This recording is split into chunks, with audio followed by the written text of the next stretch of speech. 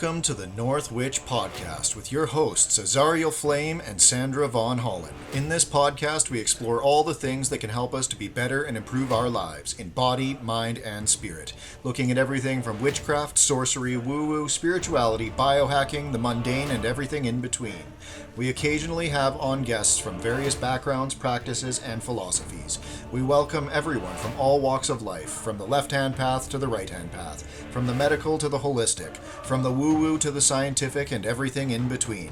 We have conversations and discussions about our experiences over the years, what works for us, what hasn't worked, and explore new theories and science, trying them out, seeing what works, and debunking what doesn't. Thank you for joining us on this wicked adventure along the crooked path as we adventure into the mysterious and wonderful world and welcome what truly works for us to become better witches, sorcerers, magicians, and our best selves so that we can live our best lives. May these conversations help you to ignite the light within. The views expressed by our guests on this podcast do not necessarily reflect the views of us here at Northwich Magic Co. All of the information shared on this podcast is anecdotal and shared for entertainment purposes only, and does not constitute medical or financial advice. Always consult a doctor, physician, or professional in their field before trying any of the things that may be discussed on this channel. Magic and holistic healing should work alongside allopathic care when necessary.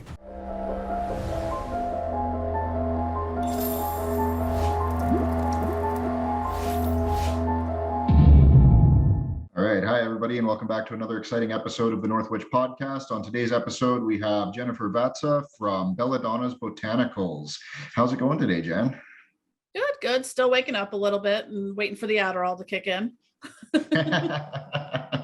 I totally feel that. I am just having my morning coffee, so we're on the same page. Yes. So what's new and groovy and going on in your world these days?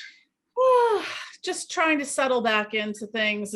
I've had a little bit of a rough year just with some personal things going on and stuff like that. And I don't know if Canada is being hit by all the stuff, the same economical stuff that, we are in the United States, but everything's really expensive. Absolutely. The economy kind of sucks. And, obviously that impacts small businesses because people are like, well, if gas is, anywhere between $5 and $10 a gallon, maybe buying witchy stuff is not, the number one priority. So, there's been a little bit of fluctuation in sales and whatnot because of that. Absolutely. I'm sure we all feel it. I think that's why it's great to have our community where we can collaborate with each other and, keep all our clients kind of in the know of all the shops of what all of us do. If we all work together, I think we all will come out ahead in the end. It's a tough time, but I think sticking together, we can make it ride out a little bit smoother.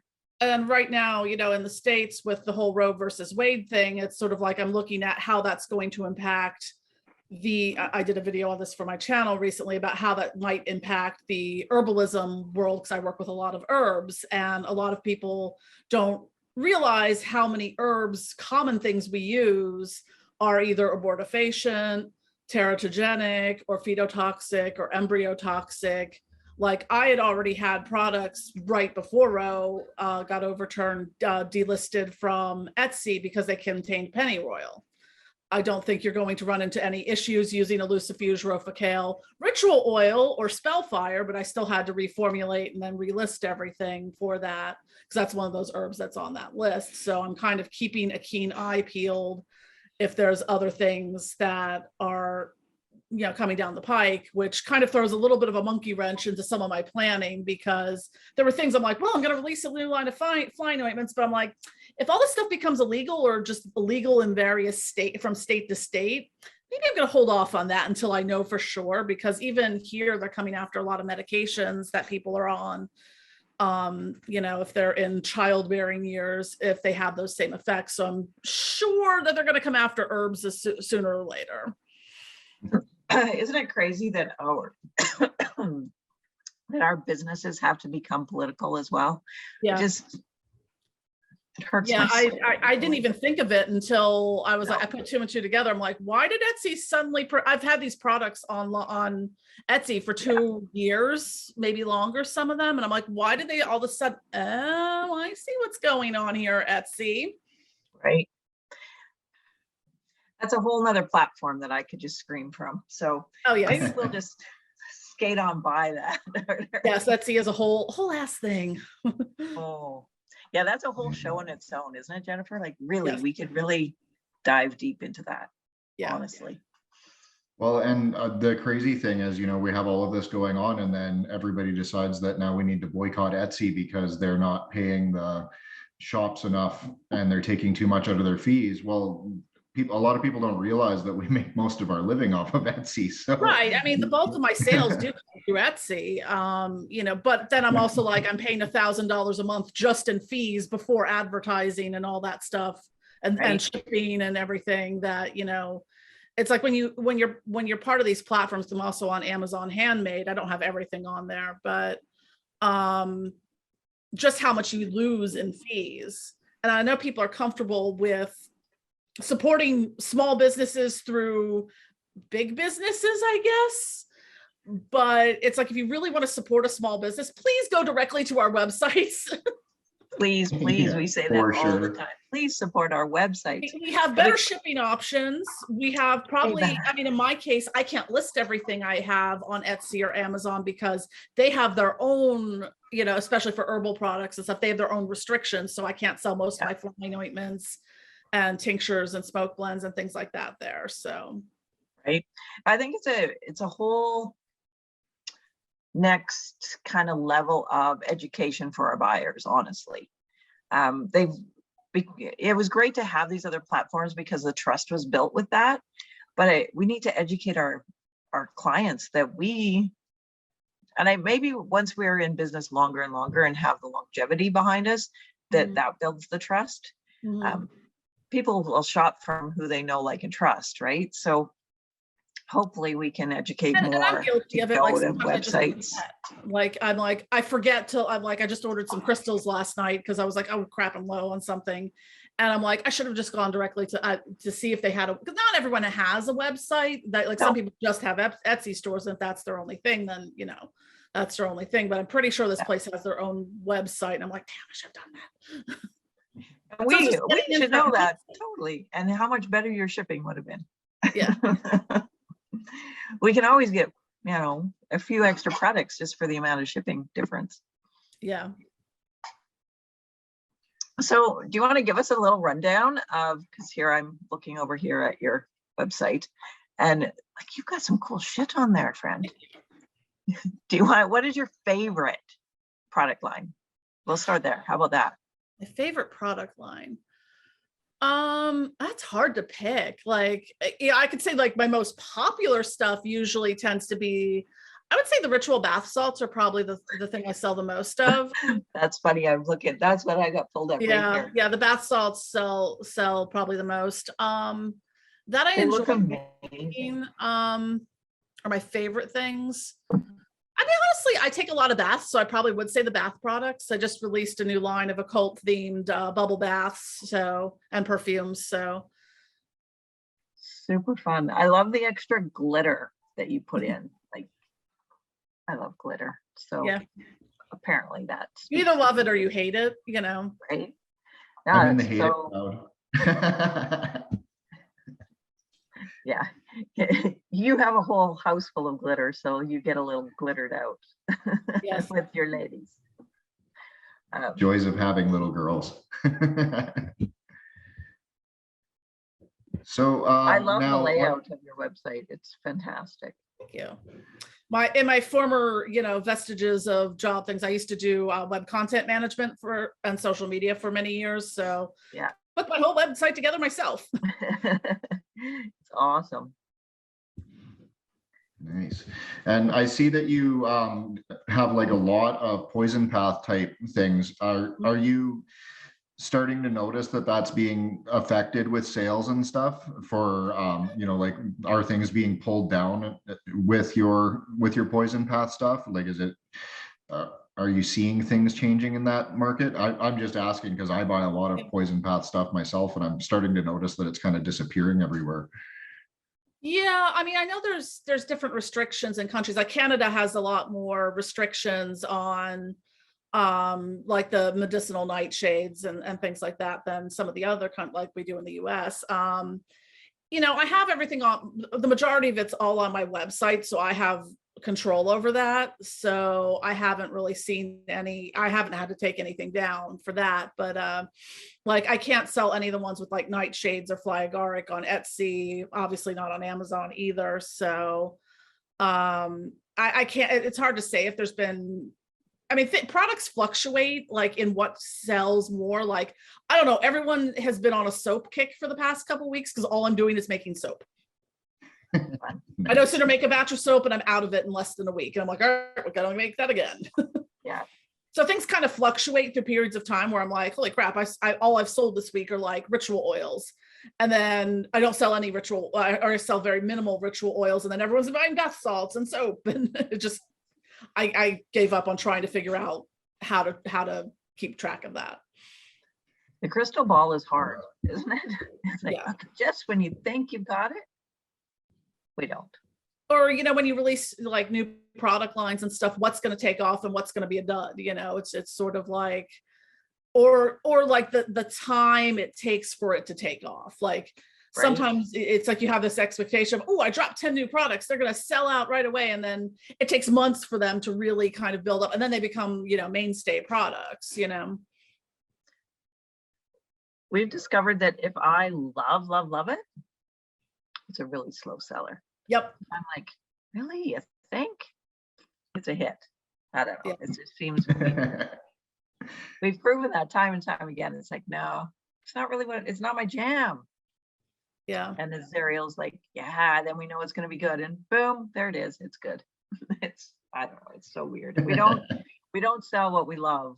We sell what the masses request, I guess. Yeah. And it changes from time to time. I mean, like a lot of times I get requests for specific, like obscure demons. Like, do you have a product like this? I'm like, I don't even know who this demon is. Or having to look them up and stuff. I'm like, probably 2 people are going to buy this. So one of the things that I'm working on, I don't know when I'm going to release it, but because I'm not going to release product lines for like all 72 goetic demons because there's 72 of them and to have to release, 7, because some of them, like Paimon and some of the more well-known ones I already have stuff for, or those will sell more. But when you really get deep down into the, the line of, 3 people work with this demon, it's sort of like, well, those 3 people will buy the oil and no one else will. So I'm working on doing kind of like a custom oil, I guess, where it's sort of like,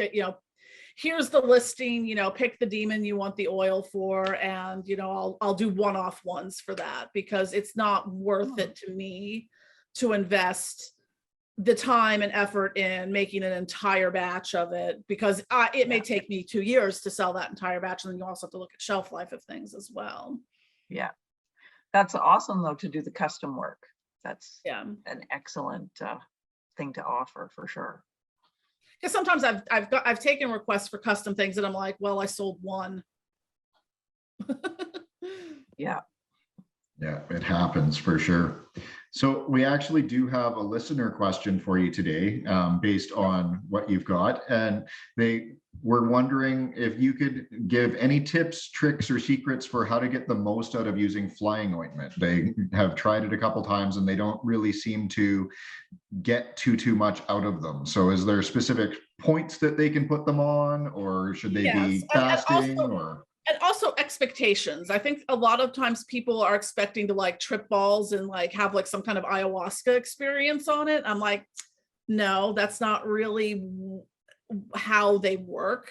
And I've tried a lot of different flying ointments, not just my own, but ones from other businesses that make them. And I've noticed they all kind of, for me, comparatively, they all kind of line up in varying forms of actions. I usually put it on my wrists and kind of rub it into my forearms, temple, third eye, sometimes back of the neck. They're also good for pain. So if you could put it on your knee if your knee hurts. It's going to depend the action on what is exactly in it. Because like the ones that I have are non-toxic are going to be a little more gentle. But what I find from the people I know who use them and from my own personal use, the ways I get the most benefit out of using flying ointments is, you know, apply it about 30 minutes before you go into ritual. It gets you kind of in that headspace for it. You know, you're not going to feel like, you know, you're flying off into, you know, the ether or anything, but it just shifts your consciousness in that because they're all based on entheogenic herbs. So I use it for that. I will use it for deep meditation, astral travel, dream work, things like that. I mean, that's what they're really, really good at, is kind of opening up those pathways, especially if, like me, you know, you're neurodivergent, have ADHD, and sometimes can't shut off the boop, boop, boop, boop inside your head. It helps bring that down a little bit to get into state to do those things. But Awesome. I'm trying to think if there was anything else I wanted to point out with that. But yeah, I think a lot of it comes down to expectation of what people are expecting them to do. Because there's a point at which I have to, you know, be like, safety concerns, you know, you don't want to put too much of, you know, the things in there to the point at which it could cause, you know, issues for the person. Like, I know at times when I've used too much, it's only happened a few times, but I've gotten like a dry fever, which is just like suddenly you're really hot, but you can't sweat it out. And it's really annoying. But you can apply them more than once. Like I'll do like the first, wait like maybe 20 minutes, put on a little more. Because also if you're like spreading it all over yourself and you put too much on at once, it takes a little while for it to absorb into your system. So that's why I usually say just kind of apply every like 20 minutes or half an hour until you feel like you're at the state you want to be in. And the effects can last a few hours, so yeah, well into 4 to 6 hours. Oh, wow. You might not realize it because you might go to bed in that time, but. Nice. Very good. That's super helpful, I think. And then, so I see you also have smoking blends. So is it kind of the same type of idea with the smoking blends as like using a flying ointment, or? Yeah, pretty much. I mean, it's going to be a little more immediate versus sort of like, because you're not waiting for it to absorb into your skin and into your system that way, that you're directly smoking it and inhaling it. So I think that's a little probably faster. I actually don't use the smoking blends myself that often. Sometimes I just forget. It's also good, like for a while I was using flying ointments like every night and stuff. Like I just kind of took a little bit of a break from it because I mean, it's not that you become hooked on them. It's just, it depends on what you're doing. Like, you know, I don't want to have crazy, you know, astral travel dreams every single night. Sometimes I just like to sleep. There is that. Yeah, for sure. You know. And let's be honest, magical sleep isn't really restful sleep. Yeah. You wake up and are like. Yeah, exactly. So how did you get started on this crazy path of making all of these wonderful herbal things? Because there's obviously many years of experimentation behind these formulations. And education. Yeah. I started out several years ago. I started out actually as a certified aromatherapist. So I was making more therapeutic based things, like, you know, stuff to help you sleep, stuff. I apparently like to learn things because I've got dozens of certifications and things. So like I was making skincare products and perfumes and, you know, aromatherapy stuff. And I started doing some herbalism stuff about 4 years ago, I think, maybe 5, or going on 5. And I started making like my own infused oils that I then used like in the skincare products and things. And as I, you know, got back on my magical path, I'm like, well, you know, as I'm doing things, I know how to make this. I have all the stuff in my house, and I may as well just make stuff. So I started making things, and it kind of snowballed from there, because it turned out I'm like, wow, this witchy shit's really much more popular than, you know, the aromatherapy stuff I'm making that isn't selling that well at this point. So maybe we're going to switch gears and do this. It's really great, isn't it? It's such a great community and so supportive, and it's supportive in all the products as well as in supporting artists' creativity to bring out more things. Yeah, and I was able to leave my day job last October, so awesome. Luckily, you know, as my business grew, one of the benefits of COVID was I was able to manage both of them at the same time, like, because I was working from home for a year and a half. And, you know, once it was like, okay, we got to come back to work, I was like, yeah, about that. Yeah. Yeah, COVID definitely had some blessings. Yeah, to really catapult some, it really launch helped. some businesses for sure. It really helped my business grow. Because I mean, before COVID, I mean, my business was very small, and it wasn't, you know, I think it was my revenue between 2019 to 2020, like it, trying to think of the word, it like increased by sixfold or something like that, just within that 1 year. Yeah. And then again, last year and this year, because of the economic stuff, I'm probably going to do about the same as I did last year. If I had to judging by where I'm at, and that there's still, you know, with the holiday season coming up and stuff like that, probably where I'll end up by the end of the year. So that's okay. Weathering the storm. That's okay. You can survive it. That's great. Absolutely. Coming out the other side is golden. Yeah, I know, talking to a lot of other creators and stuff, it's like, you know, where we ended up at the end of 2021 for all of our planning for 2022, like we had to throw so many things out the window. Like a lot of us had all these different collaborations and different, you know, projects that we were going to do, that now we're like, everything's so expensive. Like sometimes you just can't afford the upfront costs for things. And, you know, it's just, because I have some stuff that it's on the back burner, some collaborations, but I'm gonna have to do a Kickstarter for it. Like I just don't have the upfront funds to, you know, out the door everything like I normally would. So it's just changing, you know, how you're gonna do things. Yeah, and it's great to know that the Kickstarter platforms like Kickstarter are out there to continue to help creators to get to continue with the projects being able to go forward. It's absolutely definitely beneficial. I'm just looking at tell us about your soap. Sorry, Azariel, carry on. No, go ahead. I squirreled here. I'm still on the site, and it's delightful. I'm loving your soap. It's like, it's just not mainstream sameness that we see all the time. I'm loving these designs. I find that for me, when I make something like it's always the experimentation of, if I make just like, you know, a rosy soap, like a rose scented soap, it doesn't sell. But if I make a witchy themed soap, it could be the exact same design, but, you know, give it like, you know, be like, you know, love drawing soap, it's going to sell. Yeah. So, and you know, everything, because my entire household in which I work out of is a magically active environment that, you know, everything is imbued with that energy.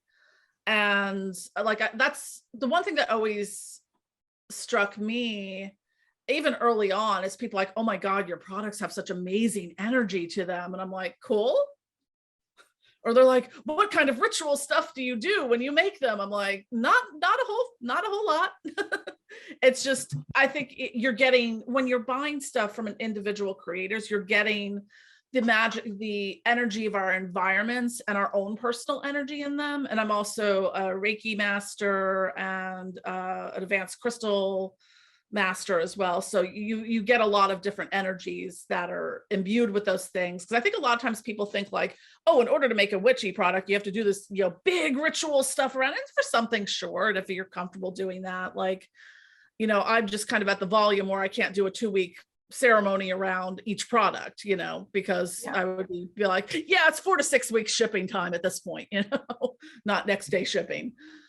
Oh, you can really tell that everything is infused with like your Reiki energy and your crystal energy, and you can just see it. And I'm only looking at your picture, so I can't even imagine how energized that is when the customer actually gets to receive it and use it. It gets great delivery. Yes, I have such a strong energy field that sometimes I have like I really like, if I pick up a crystal, like I don't feel anything when I pick it up. I have to like, that's again for me, like something where a flying ointment helps, because I have to get into like a very quiet meditative state to really, and kind of push my energy aside to be able to feel the energy of things. Awesome. It's just, Cool. yeah. You got the package. You got it going on. Yeah. You figured Probably out helps the that I went recipe. to art school as well. So, you know, I kind of Yeah. able to make things, you know, look nice and all that too. So, Yeah. and it also helps Perfect. that I did a lot of photography in art school, so I could do all my own product photography. Yeah. Yeah, no, you've got the whole package going on. You nailed it, Jennifer. Thank you. I'm just looking at your crystals here and they're all sitting on radionics machines. So do you infuse a lot of your products with radionics energy, and what does that do for, say, a crystal? Just I for our listeners. mostly use them with crystals right now. I haven't started doing too much with the products per se. Like with the spirit stones, I tune them to the frequency and use sigils that my colleague Asiriel Krabat designed for us. So, you know, I kind of imbue them with the essence and energy of that particular entity that, like, so say the garnet that I chose for Lilith is kind of infused with that energy, and I use the radionics to kind of amplify that. And I also have, I do that for chakra stones as well, is that I kind of have a setup. And those ones I do a little bit more Reiki with and a little more sort of ritual stuff around them. But just to have them attuned to that particular thing. Cool. Yeah, it's I don't didn't ask even me to think to- explain radionics. I don't. It's. I know what it is. I know what it does. I have no idea how to explain it. I also kind of like that with Reiki and energy healing too. I'm like it. It's shit that comes out my hands. It works really great. Ooh, yeah. Yeah, I am also a Reiki master, and I can totally relate to that. I don't know, Yeah. you just turn it on. It works, man. Yeah. Yeah, so I never would have even thought to infuse crystals that way with radionics. So I thought that was really, really cool, actually. I don't know anyone else that's doing that we've interviewed, at least. Yeah. I'm a. It's one of those weird things that comes, I think, with being neurodivergent and a creative person as well. Like I was talking to my mother about this last week. She's like, how the hell do you come up with all these ideas for things all the time? You're constantly releasing new things. Like, she's like, I would have run out of ideas years ago. You know, I'm like, I don't know. And I've got like a to-do list of things I want to make. That's probably 100 products deep at any given time. So I'm like, I don't know. Yeah. Yeah, it's all the downloads. They just keep coming. Yeah, and like a lot of things I do make are direct downloads from the different entities I work with, like specific products, not just, you know, like, you know, sometimes, you know, if I make a deity specific or entity specific you know, item, it like I'll get downloads on what to put in it, but sometimes they'll give me like, I made like there's your typical kind of court case justice oils, but Belial wanted a Belial's Hammer of Justice court case oil. So I ended up kind of combining the stuff from Belial in with some of the more traditional stuff for that type of work, and then kind of made that. But it was like, that was a specific thing, you know, so I'm probably the only person who sells that, you know. That's super cool though. Love it. I love the process. I love to hear the process, how it comes to fruition. That's Yeah, it's awesome. like, guys, I can only do so much at one time. Because they're like, yeah, you should make this and this and this and this. And I'm like, guys, I find it always interesting too, because the more of these interviews that I do, the more I'm starting to realize that a lot of us that are really involved in witchcraft and the occult have ADHD. And I think that at this point, I'm starting to say that it must be a superpower, because it's kind of unreal. So. Well, I was talking to someone earlier, like kind of about the empath thing. And it's like, you know, and even in the occult community, like the word empath is kind of like cringy in a way. But I'm like, there's probably a reason why, because if you're neurodivergent, like sometimes I can't read people or situations or things. So I have to rely on how I feel about them. What am I feeling from this situation? And that's, I think, sometimes how that empathic connection or link forms, because I have no idea what's going on a mundane level. So I have to deal on what am I sensing from this? Like, I think this person's upset about something. They're not telling me what they're upset about, but I'm feeling they're upset. So, you know, it's kind of relying on your other senses. And at times I think you build up more of an empathic sensory thing, because you just kind of have that, if you're autistic or ADHD on both. So you know, you might not be able to tell from someone's facial expression how they're feeling or what's going on, but you'll sense other things, because, you know, I'm terrible at sensing body language and stuff like that, for the most, unless it's really extreme and obvious. Like, a lot of times I'm just like, I have no idea what that facial expression means, you know. You could be happy, you could be sad, you could be wanting to murder me, I don't know. I'm like, how do I feel of the situation? Okay, I feel that is a happy face you're making. You're you know, you're happy with the situation. Yeah. So trust that. Go with that. Yeah. And it's sometimes it's mixed in with being intuitive about things. Like, I rely on that intuition more than I rely on being able to use my mundane, you know, processing to figure what's going on. Absolutely. Intuition gets us much further if we'd actually just listen to it and pay attention. Yeah. I have oftentimes where I'm like, yeah, I know, I should have listened to that. Yeah. We get better once we learn to trust it. I never do, though. I'm like, yeah, I know I should, but I don't. And then I'm like, well, and then I always get proved wrong or whatever, or right, or depending on the situation. I'm like, yeah, I guess I was right about that. Yeah. Yeah, I think we all go through that over the years. So Yeah. I have another listener question that just came in, and they're asking, what is a spellfire and how do you use it? I do have a video on my YouTube channel, which is my name, Jennifer Vatsa. So spellfires, I find they're really good for a couple things. They have an alcohol base to them. It's just isopropyl alcohol, like rubbing alcohol. And if you've ever tried to burn, you know, a petition that's, you know, soaked in oils or other things, yeah, they can sometimes take a long time to burn, and they get very smoky and acrid, depending on the type of paper, very acrid smoke, very, or you're going to set off your smoke alarms. They take a really long time to burn, or they go out because they hit a little damp spot. So I find if you splash just a little bit of spellfire, you don't need much, just a splash, and light it, it goes whoosh and burns much faster and much cleaner. So it's really good for burning like sigils, petitions, things like that, or offerings, even if you do any kind of burn offerings.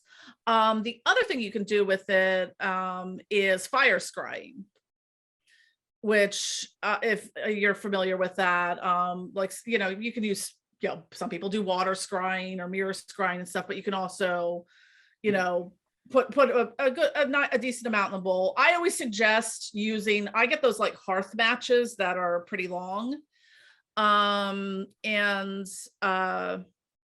like one of those long lighters to light it, because if you're just using a regular lighter, or like like I would probably toss a small match in, because I don't want to burn myself.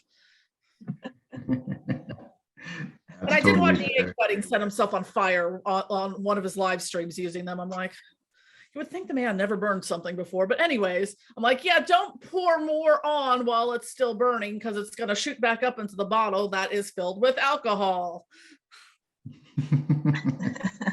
Yeah. Which I learned, I did that once, but luckily I was outside and the bottle was empty, but still I went to kind of shake the last few drops out, and the flame like shot up the bottle. Luckily I use thick flask bottles, So it didn't like break or shatter in my hands or burn me or anything, but still it's kind of one of those things you want to be careful about, like, and have a fire extinguisher nearby or something just in case. Yeah, if you've never burnt alcohol before, it burns just like gasoline. It goes kaboom. Yes. And those flame, and it'll, especially with the, depending on the proof of the isopropyl alcohol, I mean, you get some dancing flames and stuff in there that, you know, will definitely, you know, if you're, you know, got cloth and stuff on your altar and stuff, you don't want it to accidentally jump and, you know, oops. Yeah, for sure. So use safely. Yes. Fire safety here. Absolutely. But I think we all have to have at least one good fire story in our witchcraft career, don't we? Yeah. I think it comes with the territory. Yeah, I'm often like, if I'm doing something upstairs like that, when I haven't used the spell fires, I'm like, I live in the city. Well, I live in the hood and in row homes and stuff. So I'm literally like opening my window, holding like a bowl out the window. So the smoke is like not gonna set off my smoke detectors and what. I can only imagine what my neighbors must think. They're like, oh, there she goes again. That's awesome. Yeah, I'm pretty sure our neighbors are the same up here. What is that smell? Yeah. So I'm just looking, you do lots and lots of powders, and we actually had a question in our Patreon about hoodoo in the last couple of weeks about how to use powders and like what are the different ways that you can employ them. So I thought that might be a good question to pose to you since you make them and sell them. I also have a more in-depth video on my channel, and that's a question. I get a lot of product questions of like, okay, well, how do I use this? For the powders, it's going to depend on its intention and how you're using it. Like you know, if I wanted to get rid of my roommate and we all had cats, I wouldn't spread hot foot powder all over the house because that's going to irritate the cat's paws because it's got a lot of peppery kind of caustic materials. Also, some of them like that one, Goofer's Dust or Doom, like also you're going to notice them because they have a very strong smell to them because of the stuff that's in. But you also want to be mindful of if there's kids or pets around or wildlife, of how you're using this, so you're not causing any you know, collateral damage, as it were. So I tend to use the powders, like I will dress candles with them. I use them in jar spells, or you can put them in petitions as well. Other ones that are more, that have safer ingredients in it, like say a money drawing powder or love drawing powder. Like, you know, you could sprinkle some of that under your bed, or you could make a little sachet with it, or you could put a little bit of the money drawing powder in like your cash register or your wallet or something like that. So there's a lot of different ways to use it, but it's going to come down to what's in it. And one of the things that's different about the powders I make, like a lot of the ones that you'll see as like the hoodoo powders and stuff and botanicas and stuff, are like cornstarch based with like some dye, maybe some powdered herbs and stuff in them, but they're more of, they almost look more like baby powder, I guess, because it's got the cornstarch in it. So it's a different.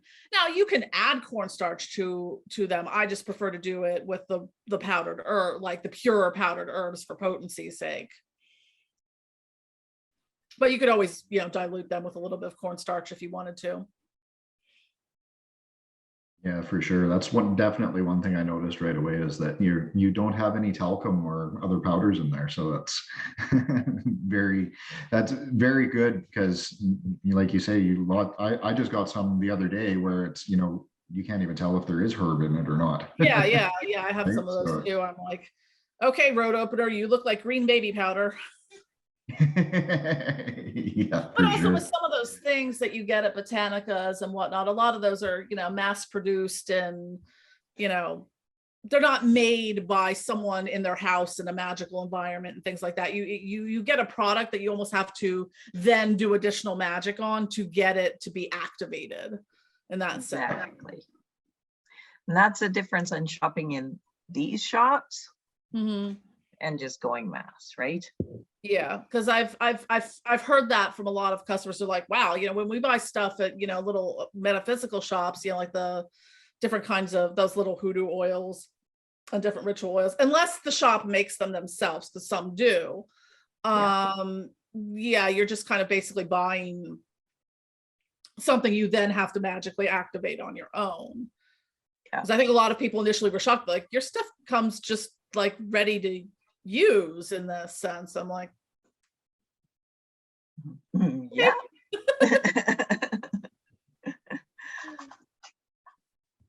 But yeah, but you can always add your own energy to something that you get, regardless of how it's made. I mean, there's times I bought things, from different. I tend to buy things from people like me, who create their own products. But occasionally I have some older stuff I bought, at Botanicals and metaphysical stores and stuff, that I'm like, okay, well, I know this is kind of what it is, and then I kind of add my own energy to it, or combine it with other stuff, just for a little extra, oomph. Yeah, for sure. And you should always add a little bit of yourself to everything you're doing anyway, right? I mean, as soon as you touch it, your energy imprint is on it. Yeah, absolutely. So I see you offer services too. What sort of services do you offer? I do, that's a good question. I do some oracle readings. Those I tend to do,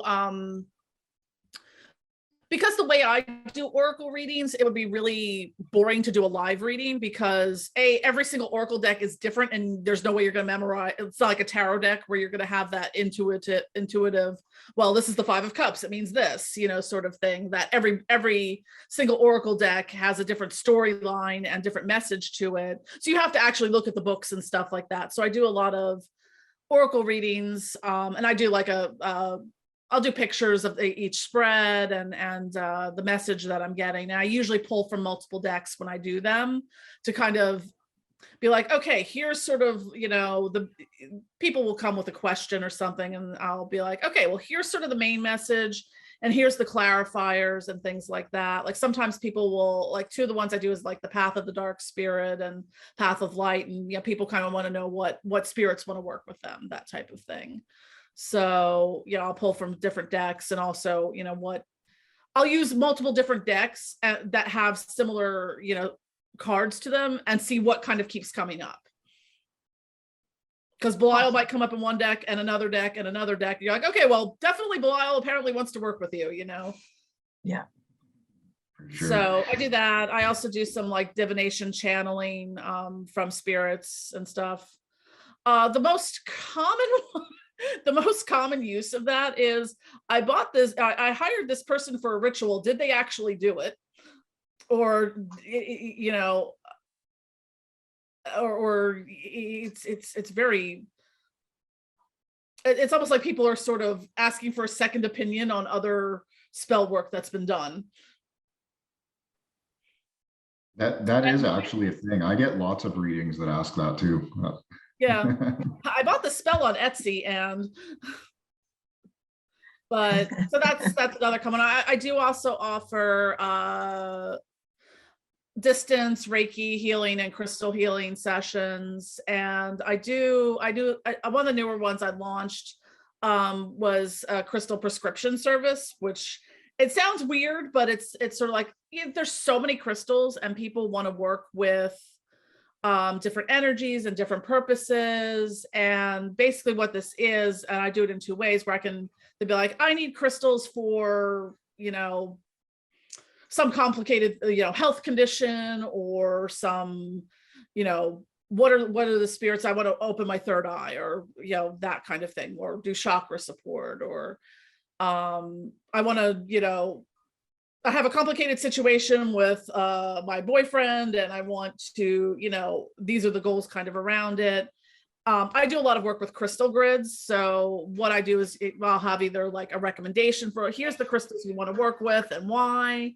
And I also do offer that I'm like, okay, you can do this in packages. If you want me to send you the crystals to work with for this, I kind of broke it out into, different tiers, like, basic, advanced and expert. I forget how I put it in there, but so that I That's can awesome. Love that service. because I mean, being that I have a lot of wholesale accounts and things like that, so you know, I can get crystals for wholesale pricing and stuff versus when you go into the store, they're paying $5 a stone, where you know, I get better prices on them because I'm a business. So yeah. Yeah, so then you can make up the packages for them. That's awesome. Yeah. I used to do more ritual services, but I found I just wasn't enjoying them as much. Because it became very repetitive. Like I used to do a triple binding spell, and I used to do some jar spells, and I just was like, my heart wasn't in it. And also, I have